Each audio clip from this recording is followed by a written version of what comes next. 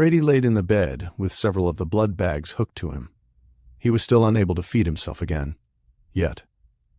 A warlock had been called in by the family doctor to look over things. That was where they determined it was necessary to start marking the walls and floor for protects from hunters, as was thought by his grandfather Joannes. The explosion at the Millbrook oil well site in Osage County had drawn attention. Too much attention. The attention it had drawn was a kind in the other world that was very unwanted. There was quiet discussions far away from his bed of how long he had. He was still cooking from the inside. He could feel it.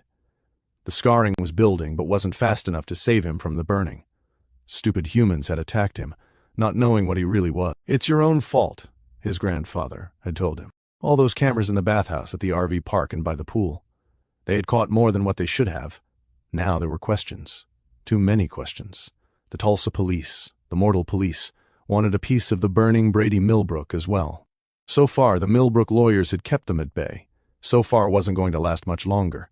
The families were very angry their babies had been exposed to an alleged predator. Joannes had heard of Arden von Steuben's arrival in town. He'd been having the wizard's shop watched ever since the RV park was vandalized. The power the witch had was dangerous. No one dared get near her. And that was before the wizards fortified her. It wasn't every day a Vortilac ran from something like a witch, and a warlock, like the one in their employee, didn't want to play with her. No matter how much money they offered him. Stupid backwater warlocks. They were having to import one from Germany. Seems like all the good ones were in Bavaria these days, or Argentina, where a cult division went to hide after World War II. They had been worthless to their dear leader. Hopefully, they had learned a few new tricks since the 40s. Brady thought about Penny again. She wasn't lucky she was around. It was destiny she was around, and he had to see her again. This was to be his undoing or his making, and she was the tool for it. He had to have her, even if it was in a cage to keep as a bird. His grandfather told him it was the fire talking.